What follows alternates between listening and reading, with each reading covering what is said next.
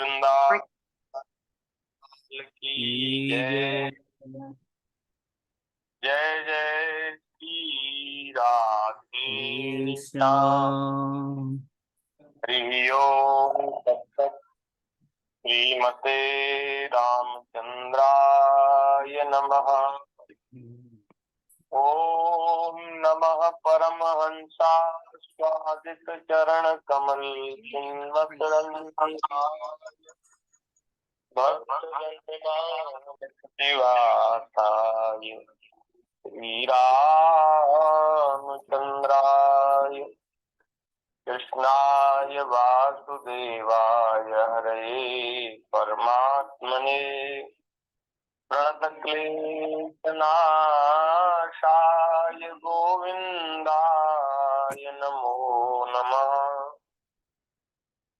नारायणं नमस्कृत्य नरं चैव नरोत्तमं देवीं सरस्वतीं व्यासं ततो जयतीरये।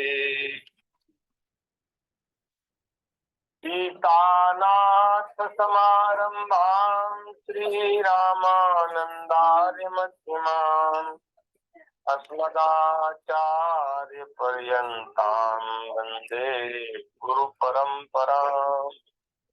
गुरु ब्रह्मा गुरु विष्णु गुरुदेवो महेश्वरः गुरु साक्षात् परब्रह्म तस्मै श्री गुरुवे नमः।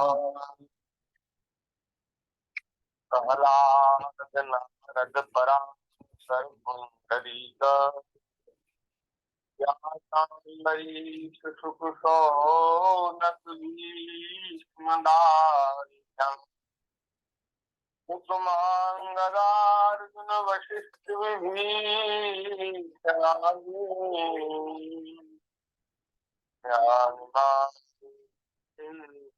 परम भागवतान् नमामि। चार युवन में भक्त ये इनके पद की धूली सर्वसु सिर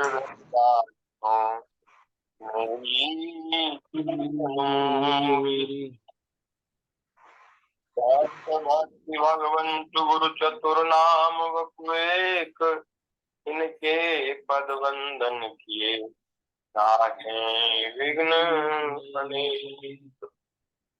श्री राम जय राम जय जय राम। श्री राम जय राम जय जय श्री राम जय राम राम जय राम राम जय जय राम। श्री राम जय राम जय जय राम। श्री राम जय राम जय जय राम। श्री राम जय जय जय राम श्री राम जय राम जय राम सीताराम जय सीताराम सीताराम जय सीताराम जय सीताराम जय सीताराम। राधे श्याम जय राधे श्याम राधे श्याम जय राधे श्याम। राधे श्याम जय राधे श्याम राधे श्याम जय राधे श्याम। जय जय श्यामा जय जय श्याम जय जय श्री बैठ जाओ यहाँ, इधर बैठ जाओ। वृंदावन धाम। जय जय श्यामा जय जय श्याम जय जय श्री वृंदावन धाम। तेरो नाम पावन श्री ब्रज मंडल राधे तेरो नाम पावन श्री वृंदावन धाम।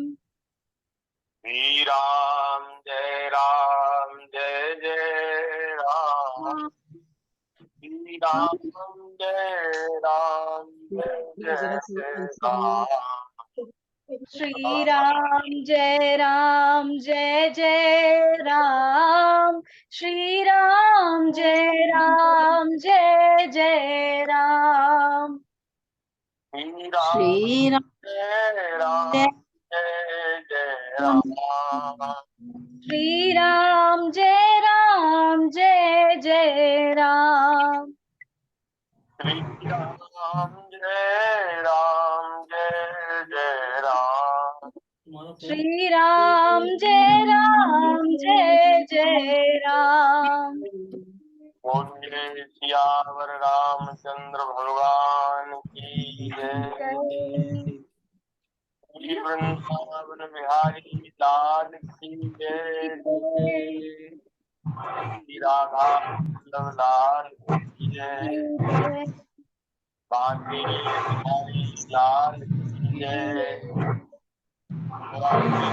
ब्रजमंडल धाम की जय। श्री महारानी की जय। श्री गिरिराज की जय। श्री पुराण की जय।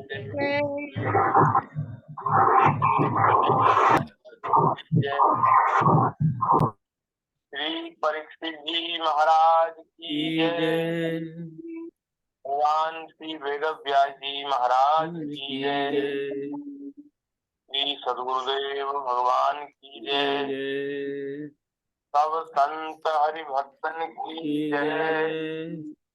जगत जननी पूज्या गौ माता की जय।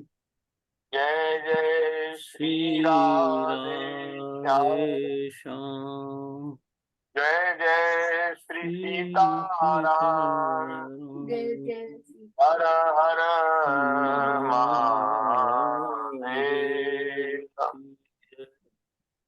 नारायण नारायण नारायण नारायण।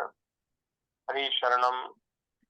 भक्त वांछा कल्पतरु भक्तवत्सल शरणागत दीनबंधु दया सिंधु असंख्य कल्याण गुणगण निलय अकारण करुणा वरुणालय सच्चिदानंद घन मूर्ति आनंद कंद भगवान श्री वृंदावन बिहारिणी बिहारी जी की महती कृपा करुणा से हम सभी को श्रीमद् भागवत जी की मंगलमयी कथा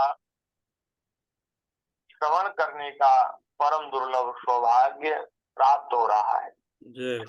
बड़ी कृपा है। हम सब लोग बड़े सौभाग्यशाली हैं।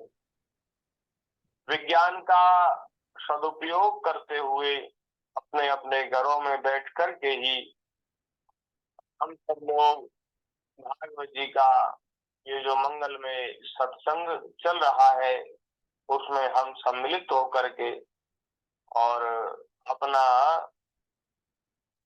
जो दैनिक जो दिनचर्या का जो कार्य रहता है, दैनिक जो कार्य रहते हैं उनमें से हम सब समय निकाल कर आप सब लोग समय निकाल करके उपस्थित होते हैं, भागवत जी की कथा श्रवण करते हैं। ये बड़े सौभाग्य की बात है, बड़े आनंद की बात। नहीं तो महाराज संसार के लोगों का समय, हम जैसे सब लोगों का समय केवल खाने पीने सोने में ही व्यतीत होता है। ये शरीर के जो धर्म है उन शरीर के धर्मों में ही ये मनुष्य फंसा रहता है और अपने स्वरूप को भूल करके शरीर को ही मैं मानकर, संसार को ही अपना मान करके पूरे दिन इन्हीं में उलझा रहता है और ऐसे करते करते उसका जीवन बीत जाता है। वो कभी सत्संग नहीं करता, कभी भजन नहीं करता, कभी ठाकुर जी को याद नहीं करता। ऐसे भी लोग हैं जी। लेकिन हम सब लोग सत्संग कर रहे हैं, इसमें हमारी कोई बड़ाई नहीं है, हमारी कोई बड़ाई। ये कृपा सिंधु की अहेतु की कृपा है। हम उस कृपा के भी योग्य नहीं है, अधिकारी नहीं है। इनकी कृपा न हो तो महाराज हम लोग कैसे हैं, क्या हैं, ये तो हम अच्छी तरह जानते हैं, हम सब लोग जानते हैं। ये तो ठाकुर जी कृपा करके कुछ करा रहे हैं, तो इनकी कृपा का, करुणा का बल है, उससे हम लोगों को इतना बढ़िया दुर्लभ अवसर प्राप्त हो रहा है कि हम सब लोग भागवत जी की चर्चा करके अपने समय को सार्थक कर रहे। श्रीमद् भागवत जी में 7वें स्कंद में हम लोग पहुंच चुके हैं। ये जो सत्संग की यात्रा है तो लंबी चल रही है, लगभग 5-6 महीना हो गया। ये दिसंबर लग गया महाराज जी।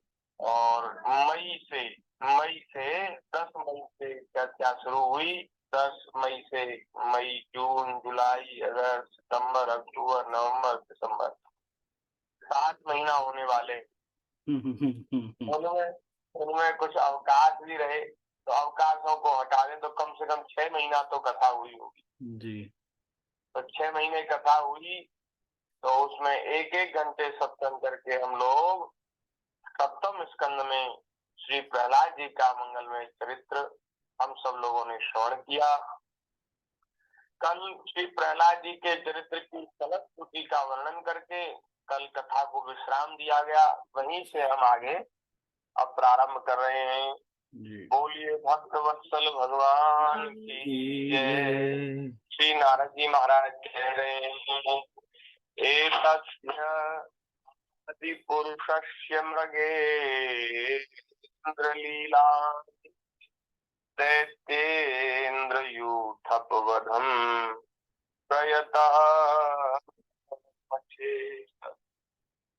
दैत्यात्मजस्य च सतां प्रवरस्य पुण्यम्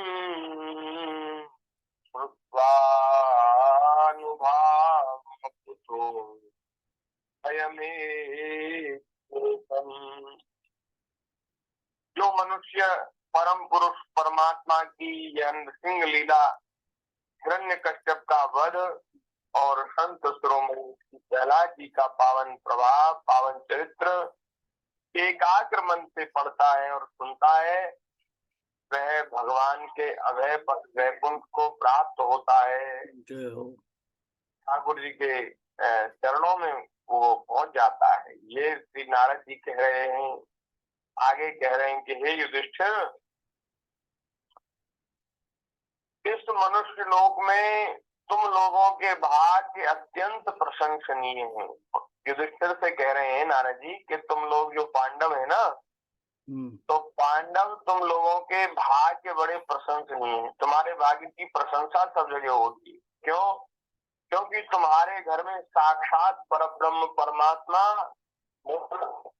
धारण करके गुप्त रूप से निवास करते हैं। स्वयं परमात्मा, स्वयं परब्रह्म भगवान, वे आपके घर में मनुष्य रूप में अवतार लेकर के लीला कर रहे हैं। आपसे ज्यादा भाग्यशाली और कौन? आपके भाग्य की प्रशंसा होती है। इसी से सारे संसार को पवित्र कर देने वाले ऋषि मुनि बार बार उनका दर्शन करने के लिए चारों ओर से तुम्हारे पास आया करते हैं, तुम्हारे घर आया करते हैं। पूरे देश से, दुनिया से सब ऋषि मुनि महात्मा भगवान का दर्शन करने के लिए तुम्हारे यहाँ आते हैं। तो भैया ठाकुर जी तो रहते ही हैं, भगवान के प्यारे भक्त भी तुम्हारे यहाँ आ जाते हैं, उनकी भी चरण रज तुम्हारे यहाँ पड़ जाती है। तो बताओ तुमसे ज्यादा भाग्यशाली और कौन हो सकता है? बड़े बड़े महापुरुष महापुरुष निरंतर जिनको ढूंढते रहते हैं, जो माया के लेश से रहित परम शांत परमानंदानुभव स्वरूप परब्रह्म परमात्मा है, वे ही तुम्हारे प्रिय हितैषी ममेरे भाई पूज्य आज्ञाकारी गुरु और स्वयं आत्मा श्री कृष्ण हैं। जी वे तुम्हारे प्रिय हैं, तुम उनको प्रेम करते हो, वो तुम्हें प्रेम करते हैं, वे तुम्हारा हित करते हैं, तुम्हारे हितैषी हैं, तुम्हारे ममेरे भैया हैं, अरे तुम्हारे पूज्य भी हैं, तुम उनको पूज्य की दृष्टि से देखते हो, और तुम्हारे आज्ञाकारी भी हैं, वे तुम्हारी आज्ञा का पालन करते हैं, क्योंकि युधिष्ठिर बड़े भैया हैं और श्री कृष्ण छोटे हैं, तो युधिष्ठिर की आज्ञा का पालन भगवान करते हैं। गुरु, वे भगवान तुम्हारे गुरु भी हैं और स्वयं आत्मा श्री कृष्ण हैं। शंकर जी ब्रह्मा जी अपनी सारी बुद्धि लगाकर वे यह हैं, इस रूप में उनका वर्णन नहीं कर सके, फिर हम तो कर ही कैसे सकते हैं। हम तो मौन भक्ति और संयम के द्वारा ही उनकी पूजा करते हैं। कृपया यह पूजा स्वीकार करके भक्त वत्सल भगवान हम पर प्रसन्न हो जाएं। हे युधिष्ठिर, यही एकमात्र आराध्य देव हैं। प्राचीन काल में बहुत बड़े मायावी मयासुर ने जब रुद्रदेव की कमनीय कीर्ति में कलंक लगाना चाहा था, अब इन्हीं भगवान श्री कृष्ण ने फिर से उनके यश की रक्षा और विस्तार किया था। यहाँ नारद जी ने एक नई कथा शुरू करने के भाव से एक ये बात कह दी। तो ये बात जब कही तो राजा युधिष्ठिर ने पूछा, बोले महाराज आप ये किस कथा के बारे में आप संकेत कर रहे हैं, वह कथा क्या है?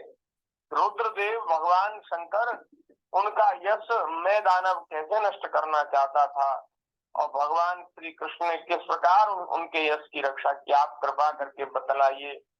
तो श्री नारद जी ने कहा, एक बार इन्हीं भगवान श्री कृष्ण से शक्ति प्राप्त करके देवताओं ने युद्ध में असुरों को जीत लिया। अब जब असुर हार गए तो महाराज वे सब असुर निराश होकर के अपने परम गुरु मैं दानव की शरण में गए, क्योंकि मैं दानव जो है वो बड़ा मायावी दैत्य है, उसके पास बहुत प्रकार की माया है। तो सब असुर मैं दानव के पास गए कि कोई माया करके आप हमें जिता दो। तो शक्तिशाली मयासुर ने सोने चांदी और लोहे के 3 विमान बना दिए। वे विमान क्या थे? 3 पुर ही थे, नगर थे, नगर के बराबर बड़े थे। वे इतने विलक्षण थे कि उनमें उनका आना जाना जान नहीं पड़ता था, उनमें अपरिमित सामग्रियां भरी हुई थी। विमान तो बहुत बड़े बड़े हैं और महाराज अपार सामग्री उनमें भरी है, और लेकिन वे जब ऊपर से जाते हैं तो इतनी तीव्र गति से जाते हैं, इतने वेग से जाते हैं कि उनको कोई देख भी नहीं पाता। युधिष्ठिर, दैत्य सेनापतियों के मन में तीनों लोकों और लोकपतियों के प्रति बैरभाव तो था ही, अब उसकी याद करके उन तीनों विमानों के द्वारा वे उनमें छिपे रहकर सबका नाश करने लगे। अब वो विमान महाराज ऐसे विलक्षण थे कि वो किसी को दिखाई नहीं देते, इतनी तीव्र गति से चलते थे।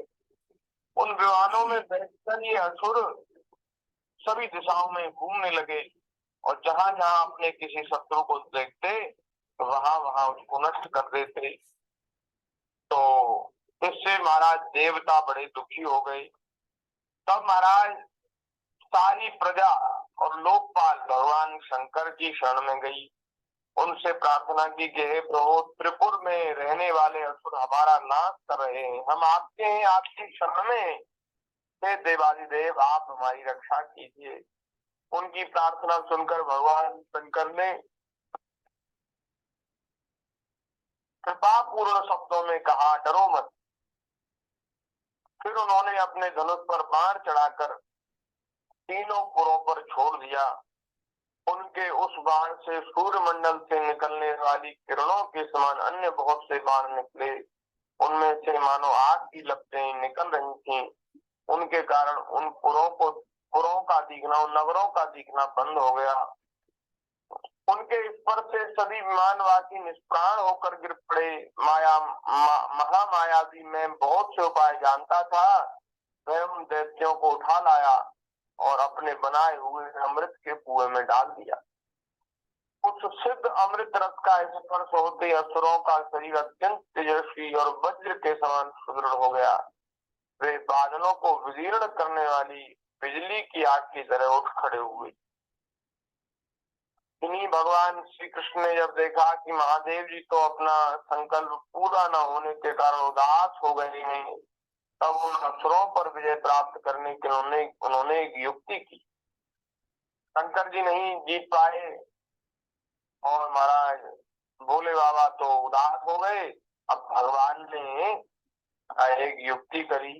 यही भगवान विष्णु उस समय गौ बन गए, गाय बन गए, और ब्रह्मा जी बछड़ा बन गए।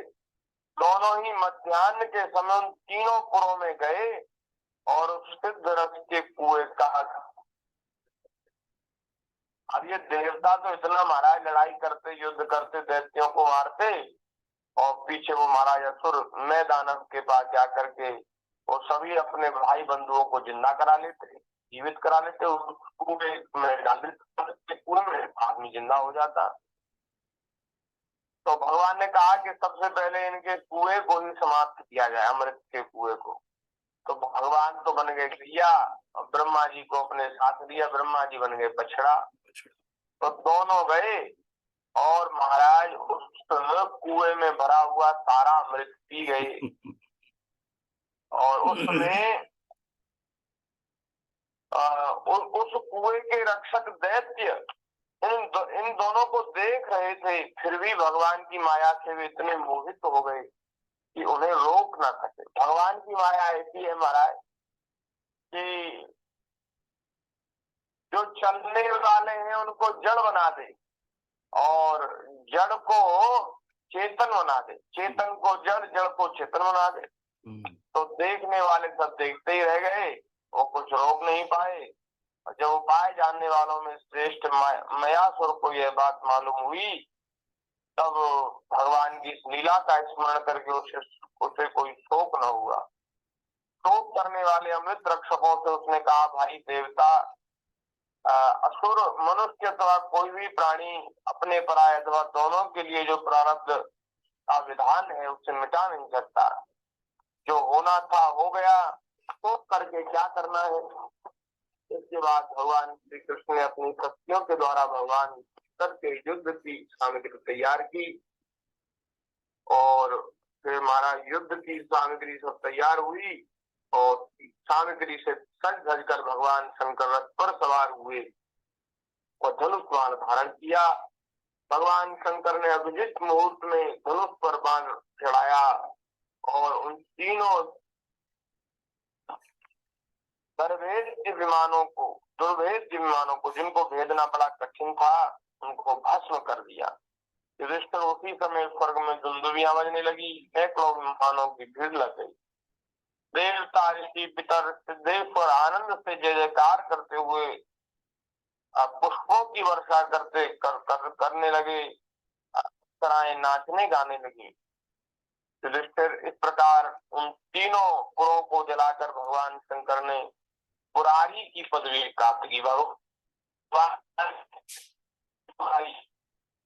तो उसका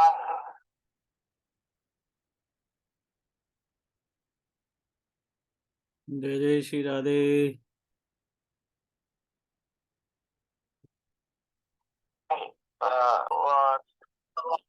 जो पुरारी की पदवी प्राप्त की, ये वाली बात है। जी। हाँ, तो तीन पुर जो हैं उनको शंकर जी ने नष्ट किया, इसलिए भगवान शंकर का नाम हुआ त्रिपुरारी। तीन पुर जो है उनके शत्रु ऐसे त्रिपुरारी भगवान शंकर।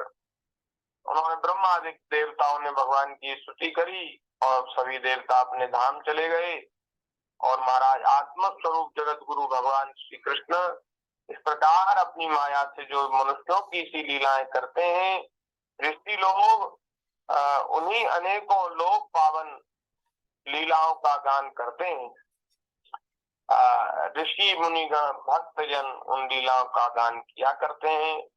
अब आगे तुम और क्या सुनना चाहते हो युधिष्ठिर, तुम और क्या सुनना चाहते हो तो मुझे बताओ। तो श्री नारद जी महाराज ने इस प्रकार कहा। तो आगे श्री सुखदेव जी महाराज परीक्षित जी से कह रहे हैं कि भैया, जब भगवान में प्रहलाद जी के साधु समाज में सम्मानित पवित्र चरित्र को युधिष्ठिर जी ने सुना और उनको बड़ा आनंद हुआ। देखो, जिनके हृदय में भगवान के है, उनको भक्तों के चरित्र सुनकर बड़ा आनंद होता है। भक्तों की महिमा, भक्तों की कथा सुनकर बड़ा आनंद होता है। तो युधिष्ठिर जी तो बड़े भगवान के भक्त हैं, संत शिरोमणि हैं, साधु हैं।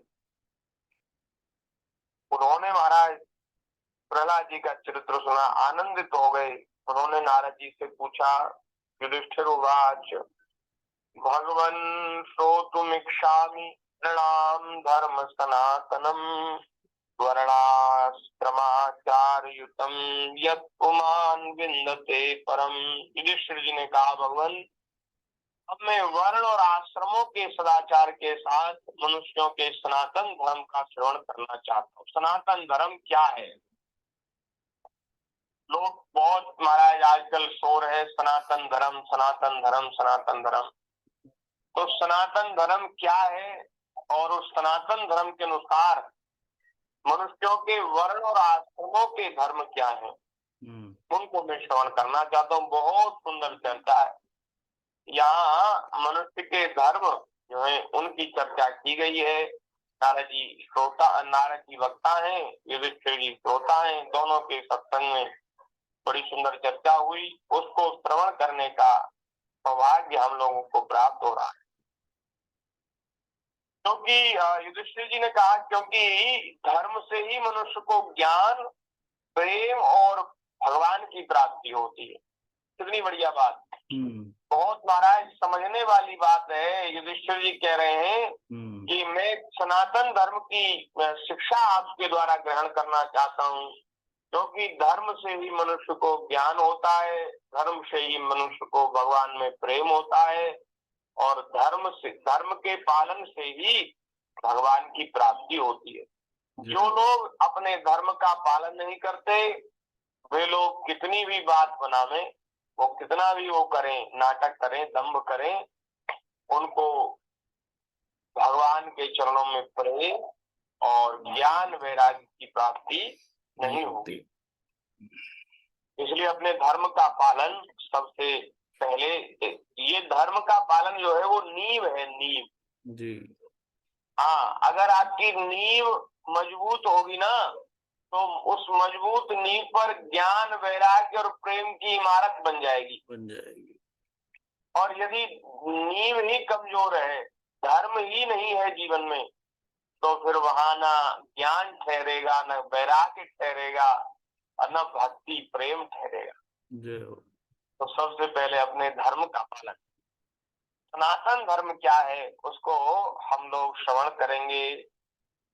आप युधिष्ठिर जी ने कहा कि हे नारद जी, आप स्वयं प्रजापति ब्रह्मा जी के पुत्र हैं और आपकी तपस्या, योग और समाधि के कारण वे अपने दूसरे पुत्रों की अपेक्षा आपका अधिक सम्मान करते हैं। ब्रह्मा जी आपका अधिक सम्मान करते हैं क्योंकि आप में तपस्या, योग और समाधि के जो लक्षण हैं उनके द्वारा आपकी बहुत महिमा है।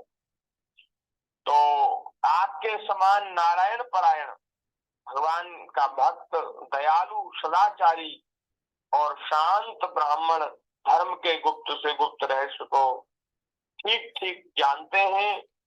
दूसरे वैसा नहीं जानते, दूसरे लोग वैसा नहीं जानते। आप अच्छी प्रकार से धर्म का मर्म जानते हैं, धर्म का सार जानते हैं, तो आप कृपा करके बताइए। नारद जी ने कहा, हे युधिष्ठिर, अजन्मा भगवान ही समस्त धर्मों के मूल कारण है। मूल कारण कौन है? ठाकुर जी। भगवान ही समस्त धर्मों के मूल हैं। वही प्रभु चराचर जगत के कल्याण के लिए धर्म और दक्ष पुत्री मूर्ति के द्वारा अपने अंश से अवतीर्ण होकर बद्रिकाश्रम में तपस्या कर रहे हैं। उन नारायण भगवान को नमस्कार करके उन्हीं के मुख से सुने हुए सनातन धर्म का मैं वर्णन करता हूँ। मैंने श्री नारायण भगवान के मुख से सनातन धर्म की व्याख्या सुनी है, तो मैं उसको तुम्हें सुनाता हूँ। हमारे यहाँ जो संवाद की जो एक वो है ना प्रक्रिया है जी। उसमें सुनाने वाला अपने मनमुखी अनुभव को नहीं सुनाता। ऐसे हम लोग कहते ना भाई हमारा मानना तो ये है कि ऐसा करने से ऐसा हो जाता है, ये सही है ये गलत है। तो यहाँ जब कोई श्रोता किसी वक्ता से पूछता है तो वो अपने मन की बात नहीं बताते, वो वह बात बताते हैं जो उन्होंने संत महापुरुषों से सुनी है। क्यों? क्योंकि हमारा निजी अनुभव गलत भी हो सकता है। हम लोगों का अनुभव क्या बता कि हम सही है कि गलत है। हम लोगों का अनुभव ठीक है कि गलत है उसका कोई भरोसा नहीं, लेकिन जो बात संतों के महापुरुषों के मुख से सुनी है वो बात बिल्कुल ठीक है, सच्ची है। तो हमारे निजी अनुभव का कोई मूल्य नहीं है। संत महापुरुषों के जो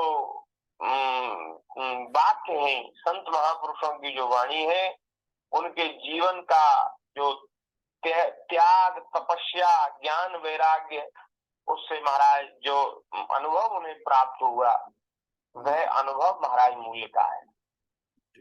तो नारद जी सुना रहे हैं, नारद जी कह रहे हैं कि मैंने ये चर्चा जो मैं तुम्हें सुनाने जा रहा हूँ ये पहले मैंने नारायण भगवान से सुनी है, उसको मैं तुम्हें सुनाता हूँ।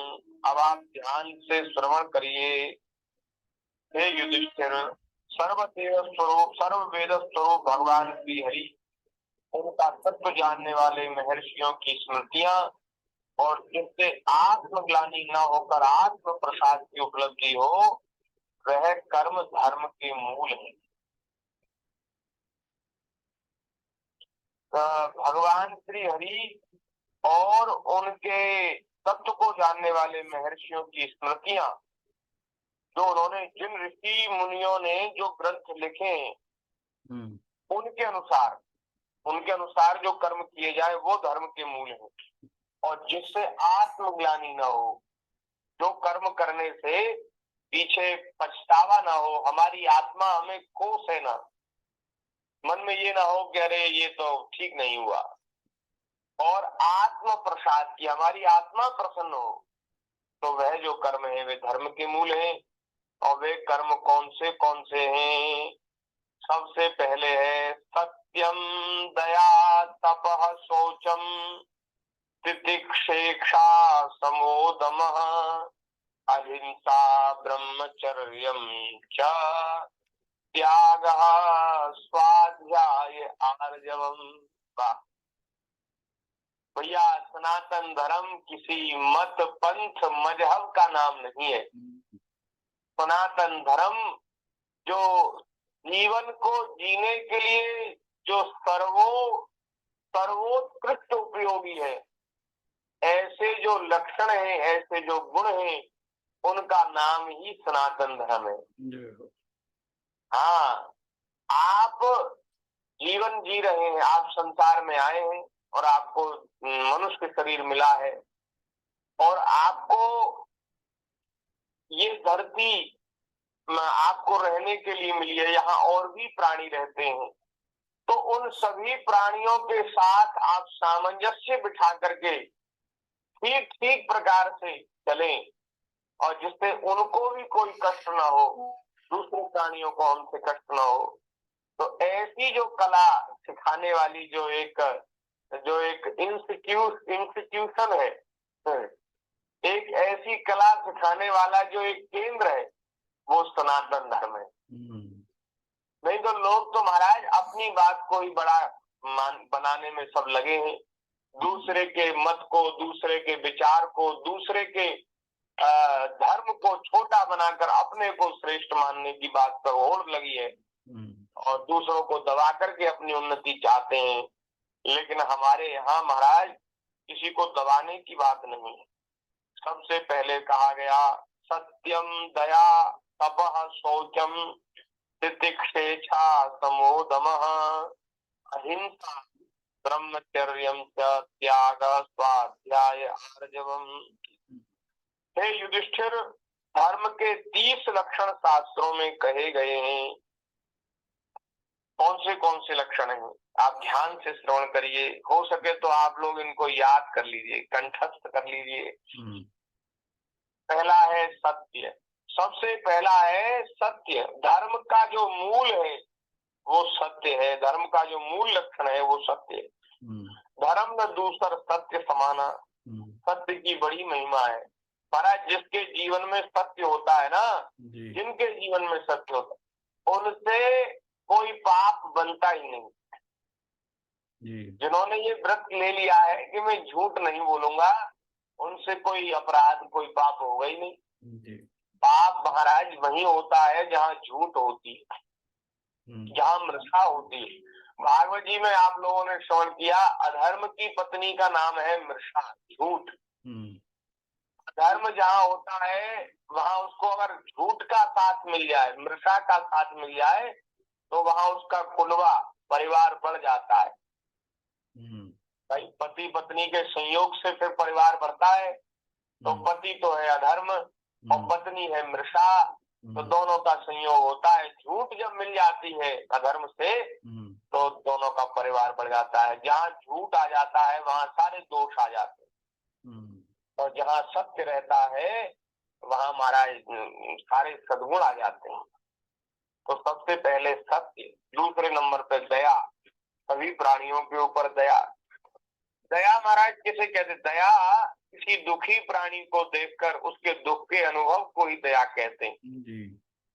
कोई दुखी प्राणी है और उसका दुख देख करके हमारा हृदय द्रवित हो जाए, उसके दुख का अनुभव हम करने लग जाएं, इसी को दया कहते हैं। दूसरे प्राणियों को जो दुखी करके अब स्वयं सुखी होना चाहते हैं, ऐसे लोगों का ही हृदय कठोर होता है। उनको ही निष्ठुर कहा जाता है, निर्दयी कहा जाता है। तो यहाँ सनातन धर्म की में जो बात है उसमें दया, सत्य, दया, तपस्या। तीसरे नंबर पे है तपस्या। फिर आगे सोच। सोच कहते हैं पवित्रता को, बाहर भीतर की शुद्धि को, पवित्रता को सोच कहते हैं।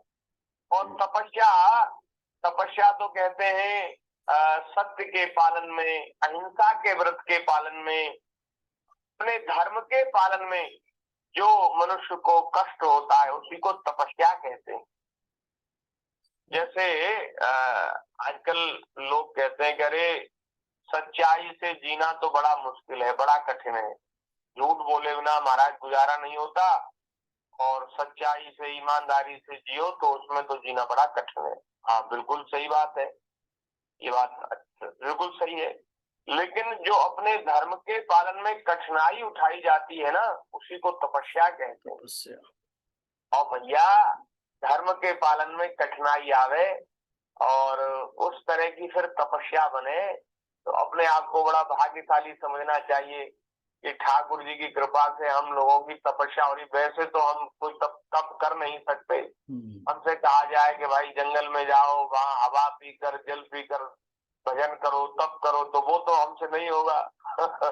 हम तो कलयुगी प्राणी हैं, हम लोगों के शरीरों में ऐसी सामर्थ्य नहीं है। तो हम लोग तो भैया अपने धर्म के पालन में थोड़ा, हमको अगर कठिनाई हो तो उसमें अपने आप को भाग्यशाली समझना चाहिए कि ठाकुर जी हमसे तपस्या करा रहे हैं, ये भगवान की कृपा है। तपस्या करने से पाप नष्ट होते हैं, तपस्या करने से पुण्य होता है, तपस्या से मन शुद्धि होती है। तो इसलिए तपस्या जो है वो बहुत श्रेष्ठ अंग है धर्म का। तो तपस्या की बात कही गई। फिर आगे तितिक्षा। तितिक्षा कहते हैं सहनशीलता को। धर्म के पालन में जो कष्ट आवे, कठिनाई आवे, दुख आवे, उसको सहन कर लेना। अब जैसे हम लोग व्रत करते हैं तो व्रत में भूखा रहना पड़ता है, निराहार रहना पड़ता है। तो व्रत करने में हम भूख को सहन कर लें इसको तितिक्षा कहते हैं। वो लोग कहते हैं अरे हमसे भूखा नहीं रहा जाता। अरे भूखा नहीं रहा जाता, आपसे सहन नहीं होता, आपसे भूख सहन नहीं होती, ये बात आप में सहनशीलता नहीं है। और जो भूख प्यास के वेग को सहन नहीं कर सकते, ये बहुत सामान्य बात है। भूख प्यास के वेग को सहन करना कोई बहुत मुश्किल काम नहीं है, लेकिन जो भूख प्यास के वेग को सहन नहीं कर सकते, वो भगवान की भक्ति के मार्ग पर, ज्ञान के मार्ग पर, धर्म के मार्ग पर कैसे चलेंगे? भैया यहाँ तो क्या क्या सहन करना पड़ेगा। हाँ, दुनिया के ताने सहन करने पड़ेंगे तमाम तरह की बातें सहन करनी पड़ेगी, निंदा सहन करनी पड़ेगी, और निंदा से भी ज्यादा प्रशंसा सहन करनी। प्रशंसा को भी सहन करना हमारा एक बड़ा काम है। प्रशंसा को सहन करना क्या है? प्रशंसा हो रही है लेकिन हमें घमंड ना हो, अहंकार ना हो, तो ये प्रशंसा को सहन करना। निंदा से भी ज्यादा कठिन है प्रशंसा को सहन करना। और महाराज तमाम तरह की कठिनाई आती हैं, प्रतिकूलताएं आती हैं, जीवन में कठिनाई आती है, प्रतिकूलता आती है, लोगों का धैर्य, लोगों की सहनशीलता जवाब दे जाती है कि अरे हम तो इनकी प्राप्ति के, भक्ति के मार्ग पर चले थे, लेकिन उन्होंने हमारे जीवन में कितना कष्ट दे दिया। अरे हम तो इतना भजन करते थे, हमें इतना क्यों कष्ट दे दिया लोग महाराज, हमने ऐसे लोग भी देखे हैं, बड़ा पूजा पाठ करते थे और बाद में फिर कोई भी ऐसी घटना घट गई जो मन को अप्रिय लगी और वो अपने ठाकुर जी को विसर्जित करे आए, यमुना जी में डाले आए। बोले अब हो गई तुम्हारी सेवा पूजा, अब हमसे नहीं होगी। अरे हम तो इतनी सेवा पूजा करते थे, आपने हमारा सब कुछ बिगाड़ दिया है। तो भैया ये सब सहनशीलता वाली बात है, सहन करना। भगवान कृपा करके चाहे हमें गले लगा ले, आश्लिष शिवा पादरताम नष्टुमाम अदर्शनाम मर्म हताम करो तुवा यथा तथा वा विधते मत प्राण नाथ स्तुत एव ना परा। श्री चैतन्य महाप्रभु कह रहे हैं कि हे प्राणनाथ, हे मेरे जीवन धन, हे प्रियतम, आप मेरे ऊपर प्रसन्न होकर मुझको हृदय से लगा ले। अथवा या तो आपकी प्रसन्नता हो तो आप ये कर लें, अथवा आप मुझे अपने वियोग से, अपने अदर्शन से मर्माहत करते हुए मुझको व्याकुल करते रहें, मुझको दुखी करते रहें। महाराज आप जो चाहें तो कर लें, मेरी तो आपको छोड़कर कहीं दूसरी गति है नहीं। मैं आपको छोड़ के जाऊं तो कहाँ जाऊं? अब बने तो रघुवर से बने, क्या बिगड़े भरपूर। महाराज आपके ही चरणों में रहना, हमारा गुजारा होगा कहाँ? आपकी प्रसन्नता हो तो आप कृपा करके हृदय से लगा लो, आपकी प्रसन्नता ना, आपकी प्रसन्नता हो तो आप ठोकर मार दो, हमें फटकार दो, दुत्कार दो, जो करो, जो चाहे सो करो। प्रभु हम तो आपके हैं, आपकी शरण में हैं, कहाँ जाएं? मोरे शरण राम ही की पनही, राम सुस्वामी दोष सब जनही।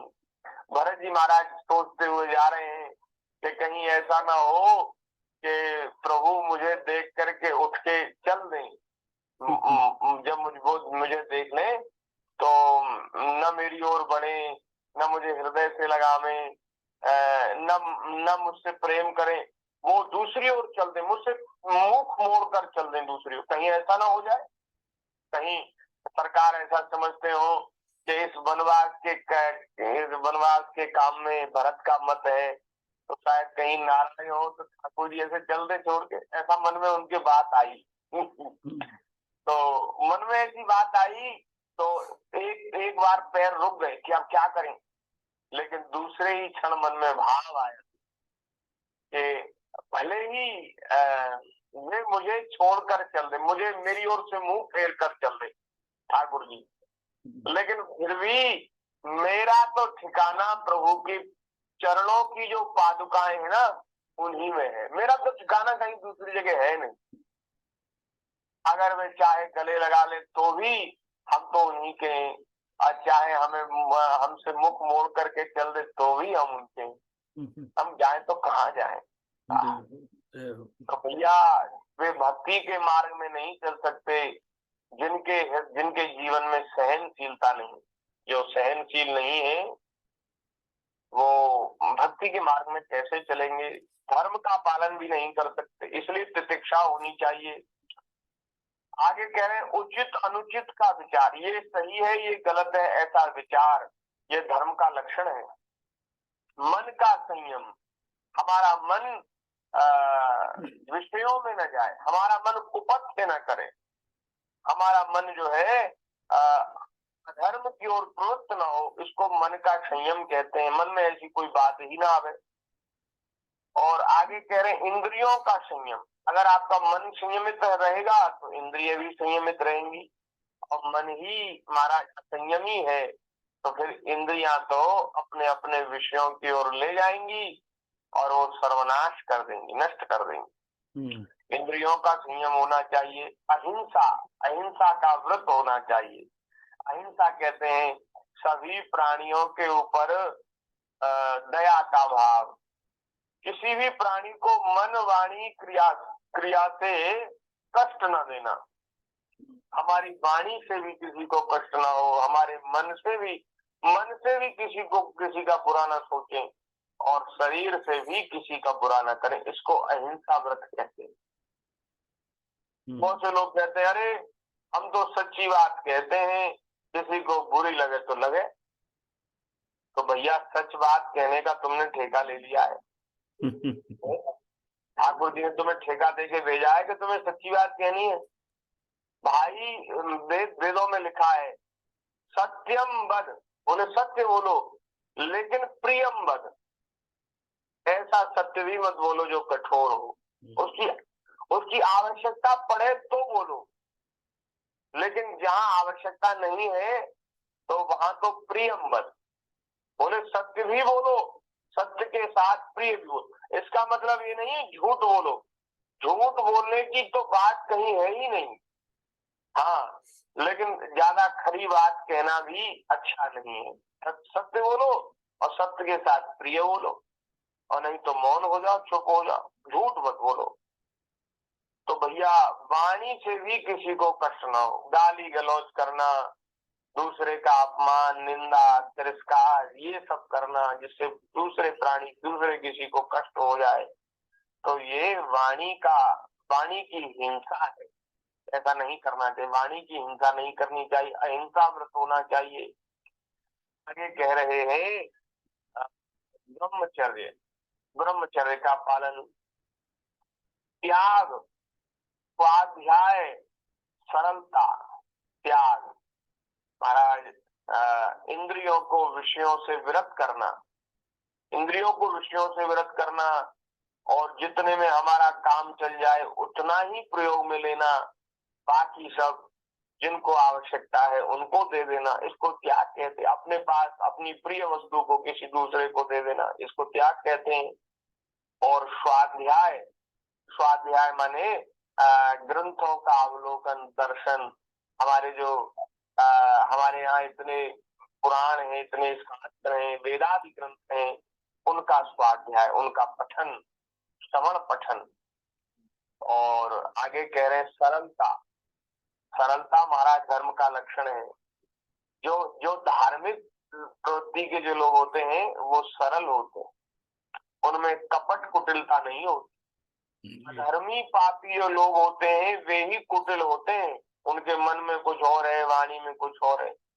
जो सरल, जो धार्मिक प्रवृत्ति के लोग होते हैं वो सरल होते हैं, क्योंकि सरलता भी धर्म का लक्षण है।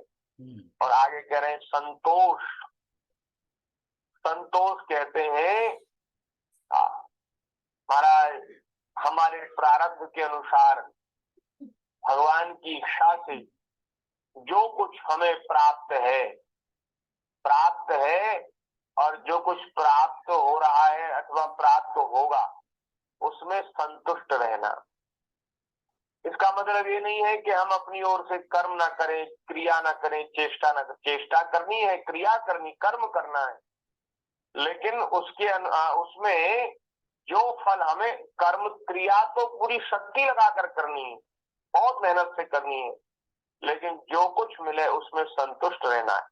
बहुत से लोगों के जीवन में महाराज ये असंतोष की भावना ऐसी रहती है कि वे सदैव असंतुष्ट रहते हैं। तो लोग कहते हैं अरे हमारी योग्यता तो बहुत थी, लेकिन हमें अपनी योग्यता के अनुसार हमें अभी नौकरी नहीं मिली, तनख्वाह नहीं मिली। हमारा काम जो है वो हमारी योग्यता के अनुसार थोड़ा हल्का है। अरे भाई, जिसकी जैसी योग्यता होती है उसको वैसा ही काम मिलता है, तुम्हारी यही योग्यता थी। अब तुम्हारा उसमें संतोष नहीं है तुम्हें, इसलिए तुमको ऐसा लगता है कि मुझे मेरी योग्यता के अनुसार नहीं मिला। पर वास्तव में भगवान ने जो हमारा प्रारब्ध है, जो हमारे कर्मों के अनुसार जो प्रारब्ध बना, उसी के अनुसार हमको सब कुछ मिलता है। हमारी ऐसी ही योग्यता थी इसलिए ऐसा मिला। नहीं तो महाराज अगर पहले हम ठीक काम करके आए हो, ईमानदारी से मेहनत से काम किया होता, तो हमें हमारी योग्यता से भी ज्यादा मिलता। लेकिन हम पहले तो बिगाड़ के आए हैं और अब कहते हैं कि अरे हमने मेहनत तो बहुत करी, लेकिन हमें फल पूरा फल नहीं मिला। तो ये हमें लाभ होगा कि हानि होगी, हमें हम कितना मिलेगा कितना नहीं मिलेगा, ये भी पहले से सब निश्चित है और ये हमारे ही कर्मों से सब निश्चित हुआ है। इसमें कोई दूसरा हेतु नहीं है, हम स्वयं हेतु है। लेकिन हम लोगों के जीवन में असंतोष की भावना है, इसलिए हम बात बात पर असंतुष्ट होते हैं और हमारे हृदय में सुख और शांति का विस्तार नहीं हो पाता। जहाँ संतोष होगा वहीं शांति होगी, वहीं सुख होगा। तो भैया इसलिए संतोष होना चाहिए, जो कुछ मिल जाए उसमें संतुष्ट रहना चाहिए। समदर्शी महात्माओं की सेवा, जो सब जगह भगवान का दर्शन करते हैं, ऐसे महापुरुषों की सेवा। और आगे बड़ी सुंदर बात है, धीरे धीरे सांसारिक भोगों की चेष्टा से निवृत्ति। एक साथ नहीं होगा, सभी भोगों को छोड़ दिया जाए और एकदम बैरागी हो जाए, ऐसा नहीं होगा। लेकिन हम धीरे धीरे छोड़ने का प्रयास तो करें, धीरे धीरे भोगों की चेष्टा से निवृत्त तो हो, ऐसा हमें करना चाहिए। मनुष्यों के अभिमान पूर्ण प्रयत्नों का फल उल्टा ही होता है, ऐसा विचार। जो मनुष्य अभिमान करके करता है कर्म, उसका फल उल्टा होता है। सुख के लिए कर्म किए जाते हैं, उसका फल हमें दुख पाना पड़ता है, परिणाम में दुख होता है। ऐसा विचार मन में होना चाहिए। आगे कह रहे मौन भी धर्म का लक्षण है। हाँ, ज्यादा बोलना, ज्यादा बात कहना करना ये अच्छा नहीं है। कम बोलना चाहिए, जितने से काम चल जाए उतना बोलना चाहिए। बाकी समय में मौन रहकर भगवान का चिंतन, भगवान के नाम का जप करना चाहिए।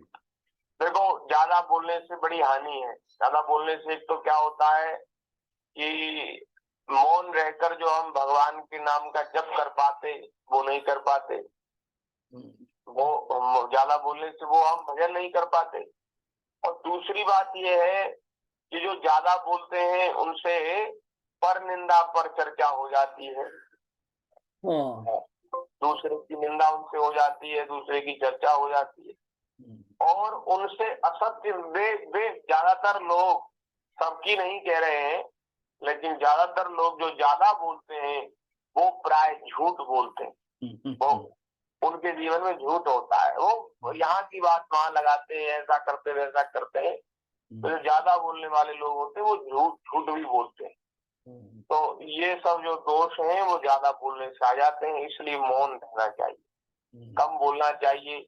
आत्मचिंतन, प्राणियों को अन्न आदि का यथायोग्य विभाजन, उनमें और विशेष करके मनुष्यों में अपने आत्मा तथा इष्ट देव का भाव। अब प्राणियों में भगवान का दर्शन करना, लेकिन मनुष्यों में तो विशेष रूप से, क्योंकि भगवान ने ये जो मनुष्य शरीर है ना, वो अपने निवास के लिए बनाया, अपना महल जैसे बनाते ना, ऐसे ठाकुर जी ने बड़ा रच पच के मनुष्य शरीर बनाया है। हाँ, मनुजो निवास, भगवान अपनी विभूतियों का वर्णन करते हुए कहते हैं कि मेरा निवास कहाँ है? बोले मेरा निवास मनुष्यों में है, मनुष्यों के हृदय में मैं रहता हूँ। तो ये मनुष्य शरीर जो है भगवान के रहने का मंदिर है, ठाकुर जी इसमें रहते हैं। इसलिए सभी मनुष्यों में भगवान का दर्शन करना, सभी प्राणियों में भगवान का दर्शन करना, ये भाव जो है धर्म का लक्षण है। संतों के परम आश्रय भगवान श्री कृष्ण के नाम गुण लीला आदि का श्रवण, कीर्तन, स्मरण, उनकी सेवा, भगवान कृष्ण की सेवा, उनको नमस्कार करना, उनकी पूजा करना, उनके प्रति दास सख्य आत्मसमर्पण, उनके प्रति दास की भावना कि मैं दास हूँ, ठाकुर जी मेरे स्वामी हूँ, अथवा उनके प्रति सख्य की भावना करना, मैं भगवान का सखा हूँ, और आत्मसमर्पण कर देना, हे नाथ मैं आपकी शरण में हूँ, मैं आपका हूँ, बात संभालिए। आत्मसमर्पण की भावना, ये इस प्रकार ये धर्म का 30 प्रकार का आचरण सभी मनुष्यों को करना चाहिए। इसमें किसी वर्ण की, किसी आश्रम की बात नहीं है, सभी मनुष्यों के लिए जो केवल देखो, सनातन धर्म किसी एक मनुष्य के लिए, किसी व्यक्तिगत किसी के मंगल की बात नहीं, ये समस्त प्राणियों के मंगल की, समस्त मनुष्यों के मंगल की बात है। और महाराज सभी मनुष्यों को अपने जीवन में इन धर्म के लक्षणों को अपनाना चाहिए, इसी से वह सुखी हो सकता है और इसी से उसके द्वारा दूसरे प्राणी सुखी हो सकते हैं। ये धर्म के लक्षण नहीं होंगे तो आप कहीं हैं, किसी भी मत पंथ संप्रदाय में हैं, आप सुखी नहीं हो सकते। इसलिए सनातन विचारधारा, सनातन धर्म ये पूरी धरती का धर्म है, केवल भारत का धर्म नहीं है, पूरे विश्व का धर्म है। तो भैया ये जो धर्म है, 30 प्रकार के लक्षण, ये सभी मनुष्यों के परम कर्तव्य हैं, इनको करना चाहिए, इनको जीवन में उतारना चाहिए। इसमें ब्राह्मण की बात नहीं, क्षत्रिय की बात नहीं, ब्राह्मण क्षत्रिय वैश्य और शूद्र के धर्म अलग अलग आगे कहे जाएंगे, वो उन धर्मों का विभाजन किया गया, लेकिन ये धर्म के 30 लक्षण हैं, ये तो 30 लक्षण सबके जीवन में होने चाहिए, तो वह धार्मिक है। नहीं तो इन लक्षणों से जो युक्त नहीं होगा वो धार्मिक नहीं होगा, वो अधार्मिक होगा। और जो धर्म का आश्रय लेते हैं वो भगवान की प्राप्ति करते हैं, और जो अधर्म करते हैं, पाप करते हैं, उनको नरक में जाना पड़ता है, नरकादि लोकों की यात्रा करनी पड़ती है। इसलिए महाराज ये जो धर्म के 30 लक्षण हैं, ये हम लोगों को अपने जीवन में उतारने चाहिए। आगे फिर इसके आगे श्री नारद जी महाराज सबके अलग अलग धर्मों का विभाजन भी कर रहे हैं। उन धर्मों की चर्चा, ब्राह्मण के धर्म क्या है, वैश्य के धर्म क्या है, क्षत्रिय के धर्म क्या है, शूद्र के धर्म क्या है, स्त्री का धर्म क्या है, गृहस्थ का धर्म क्या है, वानप्रस्थ का, ब्रह्मचारी का, सन्यासी का धर्म क्या है, वो सब के धर्म अलग अलग है वर्ण और आश्रम के अनुसार। उनकी चर्चा हम भगवान की कृपा से यथा समय आगे करेंगे। आज के सत्संग को, आज की कथा को यहीं ठाकुर जी के चरणों में समर्पित करते हुए 1 मिनट भगवान के नाम का कीर्तन करेंगे, फिर अपनी वाणी को विराम देंगे। बोलिए भक्त वत्सल भगवान की जय। हरि शरणम हरि शरणम हरि शरणम शरणम हरि शरणं हरि शरणं शरण हरि शरण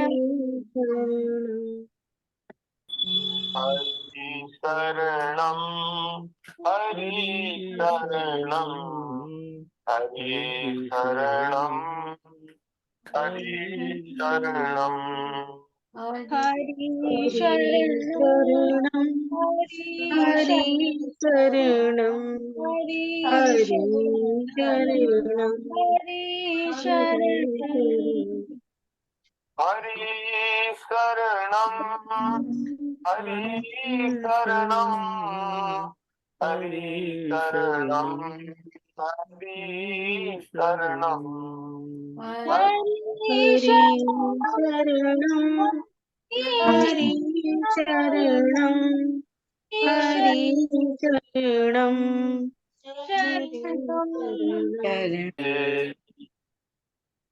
जय जय श्री राम बोलिए संत श्री राधा कृष्ण दास महाराज की जय।